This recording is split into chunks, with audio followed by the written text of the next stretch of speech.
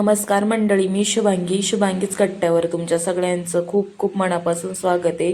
आजचा दिवस तुम्हाला आनंदाचा, सुखाचा, समाधानाचा जावंच हीच ईश्वरचरणी प्रार्थना. चला तर व्लॉगला सुरुवात करूया.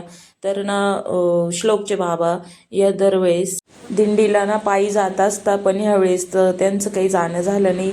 पण म्हणी पायी नाही गेलो तर मग दर्शन तरी बसने जाऊन घेऊन यावं अशी त्यांची इच्छा होती. तर ते गेले. तर तिकडनं येताना काही हा प्रसाद आणला, म्हटलं तुमच्यासोबत शेअर करावा. तर हा मंदिरातलाच, तिथला विठ्ठल रुक्मिणीच्या मंदिरातला समितीचा प्रसाद बुंदीचा होता तो. आणि हा लाया 3200. आणि पंढरपूरच्या लाया ना खरंच खूपच भारी असतात बरं का, खायला एकदम अशा कुरकुरीत प्रसाद. तर इथं ना 32 फुटाणे आणि तिळगुळ, खडीसाखर आणि रेवड्या असं मिक्स प्रसाद होता. आणि येताना ही ना देवासाठी पूजे झाल्यानंतर, म्हणजे देवांना आंघोळ घातल्यानंतर ती गंधगोळी असते ना, गंध लावण्यासाठी ही गंधगोळी म्हणतो आम्ही असं. तर ते पण आणलेले आहे. आणि हा रेवड्या आणलेल्या आहे, रेवड्यांचा प्रसाद. तर रेवड्या मला तर लहानपणी खूप आवडायच्या बरं का, खायला खरंच खूप छान लागायच्या.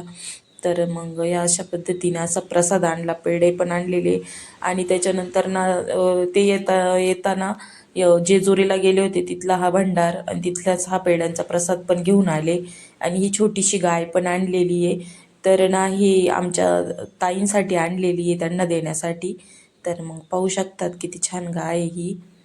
तर त्यांची पण खूप इच्छा होती का आम्हाला गाय पाहिजे असं, तर देवाऱ्यामध्ये ठेवायला, पूजा करायला. तर मग ही गाय घेऊन आली. आणि हे एक स्टिकर पण घेऊन आलेले ते. या अशा पद्धतीने प्रसाद आणलेला आहे. तर पाहू शकतात तुम्ही. तुमच्या पण घरी जे कोणी पंढरपूरला वारीसाठी जातं का, मला कमेंटमध्ये सांगा हं. आणि त्याच्यानंतर लगेच मी इकडं स्वयंपाकाच्या तयारीला लागले. ना स्वयंपाकामध्ये मी आपल्या शिमला मिरच्या बनवणार होते. तर त्या पण बेसन पीठ घालून. तर मग व्हिडिओ शेवटपर्यंत नक्की पहा. तर इथे ना मी शिमला मिरच्या घेतलेल्या आहे. आता त्या स्वच्छ धुवून घेणार आहे मी. आता चाळणीमध्ये टाकून त्यांना व्यवस्थित वॉश करून घेते. धुवून झाल्यानंतर इथं ना मी आता यांना कट करून घेते. या अशा पद्धतीने ना त्याचे देठं पण काढून घ्यायचे असे, आणि मग कट करून घ्यायच्या. व्हिडिओ जर आवडला ना, एक कमेंट आणि लाईक नक्की करा बरं का. तर इथं ना आता मस्त मध्ये कट लावून घेतले, त्याची देठं काढून मधल्या बिया पण काढून घ्यायच्या. आणि मग इथे ना बारीक बारीक करून चिरून घ्यायच्या मस्त शिमला आपल्या.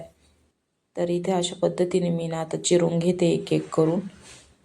आता सगळ्या शिमला चिरून झालेल्या. इकडं फोडणीसाठी ना गॅसवर कढई ठेवली. कढईमध्ये 2 चमचे तेल टाकलं.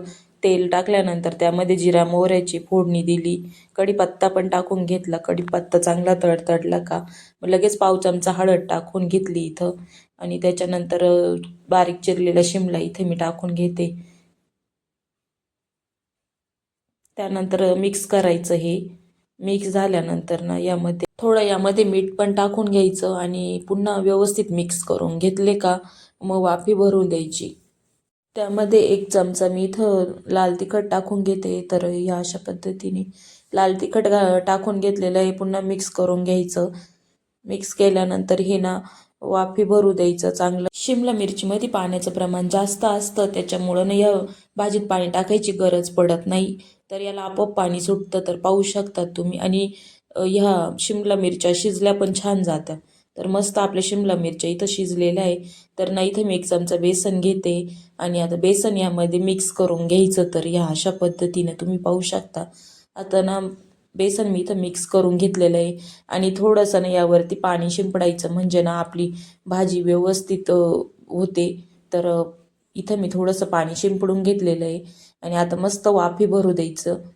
त्यानंतर मग आपली गरमागरम शिमलाची चटणी तयार.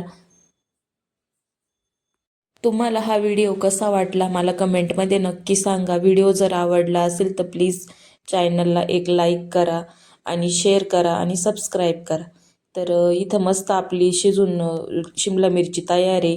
तर ही तुम्ही भाकरीसोबत खा, नाही तर पोळीसोबत खा, खरंच लागते एक नंबर. तोंडी लावण्यासाठी हा एक नंबर ऑप्शन आहे.